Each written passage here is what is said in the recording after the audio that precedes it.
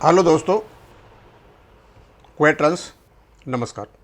मैं दीवान सिंह। आपको पता है कि एक letter All India Reserve Bank retirees organisation जो इंद्रेश जी ने लिखा हुआ है, वो प्रेसिडेंट हैं AIRBRO के। 8/9/2025 को एक लेटर लिखा। उस लेटर में क्या कहते हैं वो, pension revision of RBI retirees 2025 Diwali bonanza soon. स्वाभाविक सी बात है, जो RBI के पेंशन इस चीज़ को देखेंगे वो बहुत खुश होंगे, और जब हमारी पब्लिक सेक्टर बैंकों के रिटायरीज और पेंशन इसको देखेंगे और सुनेंगे तो बहुत दुखी होंगे। और ये लेटर आपको YouTube पर काफ़ी लोगों ने डाल दिया, क्योंकि जब ये डालते हैं लेटर्स को तो जैसा ही लेटर आता है इनको एक टॉपिक चाहिए YouTube बनाने का। इसमें अंदर क्या लिखा हुआ है कोई किसी को नहीं बनाता। जैसे मैंने देखा, आपको कल मैंने बताया था, जो BMS के आर्या साहब हैं बता रहे थे कि 2010 में KCR कमेटी ने रिटायरीज पेंशनर्स के लिए ग्रुप मेडिकल इंश्योरेंस बैंकों से करने को कहा था। उन्होंने अपना कर दिया, सर्विंग का, रिटायरीज का नहीं किया। जबकि ऐसा लेटर है और उसके लिए भारत सरकार ने बजट फंड भी दे रखा था, DFS का लेटर। इस लेटर में कुछ ऐसी बातें हैं वो आपको बताएंगी कि हमारा पेंशन अपडेशन क्यों नहीं हो रहा है और कौन है इसके पीछे। सबसे पहले वाले इसमें पार्ट में ये बताते हैं ये कि RBI पेंशनर जो हैं उनके लिए गुड न्यूज आने वाली है, और इस बार जो पेंशन अपडेशन होगा उसमें कुछ ज्यादा मिलेगा उनको। और ये ज्यादा मिलने के पीछे कारण है केवल और केवल सेंट्रल BMS का सहयोग, यानी केंद्रीय भारतीय मजदूर संघ का सहयोग, यानी गिरीश चंद्र आर्या जी का सहयोग। ये इन्हें पहले में कहा है।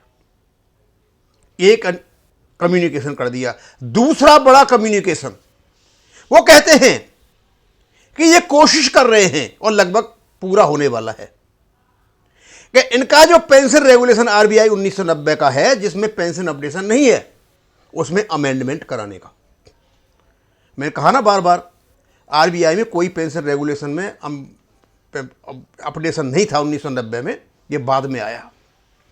यानी हमने जो केस लड़ा था RBI लाइन पर चंडीगढ़ हाई कोर्ट में, वो गलत था, कि RBI ने पेंशन अपडेशन नाम की चीज़ ही 2019 में आई मोदी सरकार के टाइम पर, और वो भी BMS के सहयोग से। ये बता रहे हैं, इसे मैं नहीं कह रहा।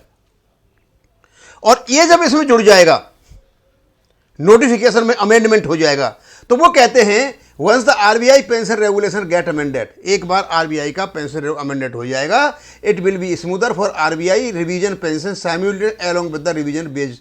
और जैसे ही RBI का बेज रिवीजन होगा उसके साथ ही इनका पेंशन रिवीजन हो जाएगा, जैसे केंद्र सरकार के कर्मचारियों का होता है। दूसरी बात, तीसरी बात ये बताते हैं, इसमें सिर्फ और सिर्फ ये बताते हैं कि इनका जो अपडेशन हुआ उसमें BMS का बहुत हाथ था, और इस BMS के साथ में इसके जो अफिलिएट है AIRBRO, एक तो ये है ऊपर जो लिखा हुआ ये, और एक और है इनका, दूसरा आएगा बाद में आएगा, दो संघ AIRBW। ये दोनों के दोनों संगठन 1965 से BMS के साथ हैं, और उनके सहयोग से इनको अपडेशन हुआ। और BMS को ताकत कहां से मिलती है? वो भी तो एक ऑर्गेनाइजेशन है। BMS एक संघ परिवार से रिलेटेड ऑर्गेनाइजेशन है, RSS का संगठन है। और आप जानते ही हो कि सरकार किसी है, संघ परिवार की। RSS के समर्थन करता है मोदी जी को। तो भैया कैसे आप आशा कर सकते हो कि आपको किसी प्रकार का पेंशन अपडेशन होगा, वो बिना इस सरकार के हो जाएगा?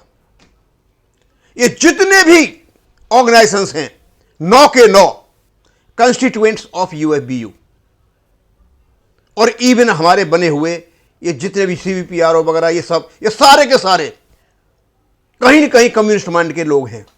ये नहीं चाहते कि हमारा पेंशन अपडेशन हो। ये पब्लिश भी करते हैं कि हम भूख हड़ताल की थी, हम वहां इकट्ठे हुए थे, हम यहां इकट्ठे हुए थे।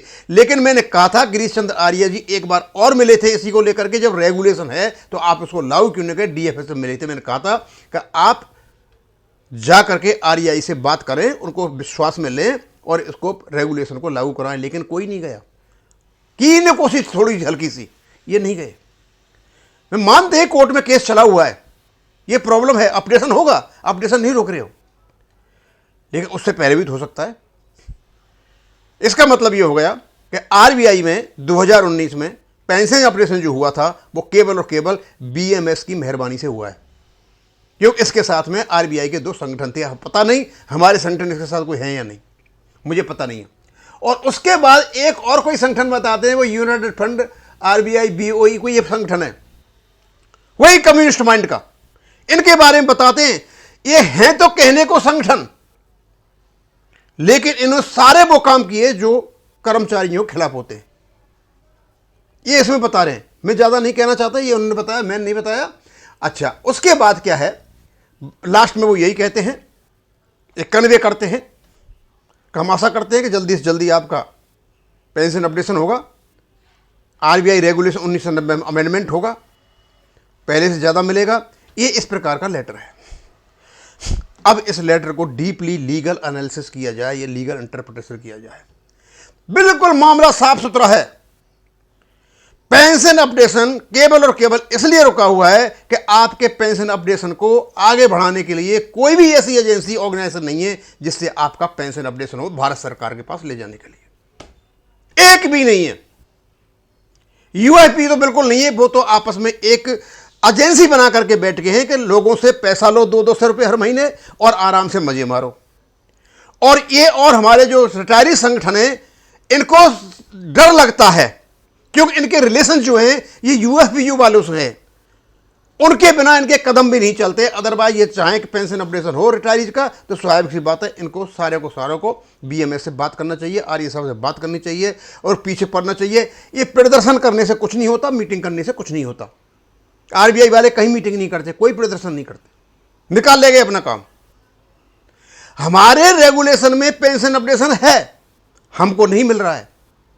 आरबीआई के रेगुलेशन में अभी अमेंड करने जा रहे हैं 2025 में, लेकिन 2019 में उनका पेंशन अपडेशन हो जाता है। और हम गीत गाते हैं आरबीआई लाइन पर, आरबीआई लाइन। पता नहीं क्या कहना चाहते हो यार। एक विश्वास साहब का केस है, वो भी आरबीआई लाइन पर क्या मांग रहे पता नहीं, बॉम्बे हाई कोर्ट में। हमारा अपडेशन केवल और केवल इसलिए नहीं हो रहा है कि हमारे जितने भी संगठन हैं वो चाहते ही नहीं कि हमारा पेंशन अपडेशन हो। अब क्योंकि कोर्ट में केस पड़ा हुआ है, अब कोर्ट तो भाई ऊंट किसी भी साइड में करवट में बैठ सकता है। कोर्ट में तो आप हाँ सबूत दे पाओगे तो ठीक ठाक है, नहीं दे पाओगे तो हो जाएगा काम। उसके बाद रह जाएगा आईबी और उसके हाथ में। मतलब सबका काम सिर्फ इसलिए होता है कि उनके पास आईबी और यूएफबीयू नहीं है। ये दूसरा लेटर बीएमएस से संबंधित जिससे आरबीआई का पेंशन अपडेशन हुआ। एक लेटर मैंने कल डाला था जिसमें जो खंडेलवाल कमेटी की जो रिपोर्ट थी 2010 की, जिसमें उसने कुछ फंड अलॉट किए थे और 25% करके कैसे कैसे डिस्ट्रीब्यूट किया था। सर्विंग का हो गया, पेंशनर्स का नहीं हुआ। दूसरे वेलफेयर के मेजर्स भी हुए या नहीं हुए वो पता नहीं। अब क्यों नहीं हुआ, स्वाभाविक सी बात है, आपके जो नेतागण हैं वो चाहते हैं कि आप दुखी रहें। क्योंकि ये पाकिस्तान पॉलिटिक्स जो है ना यहाँ पे, कि जब तक आप भूखे नहीं मरोगे, जब तक आप दुखी नहीं होगे, जब तक हमारी सैडिस्टिक जो एटीट्यूड है वो शांत नहीं होगी और हम खुश नहीं होंगे, तुम भूखे मरो, हम तुम्हें देखेंगे तुम कैसे भूखे मरते हो और हम खुश होंगे। ये तो आपकी यूनियंस का और आईबीए का रवैया है। पेंशनर्स दुखी हों, चिल्लाएं, रोएं और आराम से एक गिलास ऑफ वाइन पर बैठ करके उसके मजे लें और बोलें देखो सारे कैसे चिल्ला रहे हैं। लगभग यही हाल है। मैं फिर बता रहा हूं, सीबीपीआर हो चाहे एआईबी पारा हो या पार्क हो, एआईबीआरएफ हो, कोई भी हो, यदि आप चाहते हो पेंशन अपडेशन इन पेंशनर्स को दिलाना, तो ईमानदारी से आप बीएमएस से मिलिए, ये फालतू के एजिटेशन मीटिंग करना इनको छोड़ दीजिए, और आपके पुराने रिश्ते जो ये सर्विंग कंस्टिट्यूट वेंकटचलम जैसे लोगों से जुड़े हुए हैं उनको छोड़ो और अपना काम निकलवाने की कोशिश करो। यदि आप इतना भी कर लोगे, सिंगला साहब वाले केस में एक नेगेटिव अप्रोच नहीं ले गवर्नमेंट, हम केस जीत जाएं तो वो भी काफ़ी है, और ये बीएमएस के माध्यम से संभव है। अब मैं यहीं ख़त्म करूंगा। थैंक यू, धन्यवाद।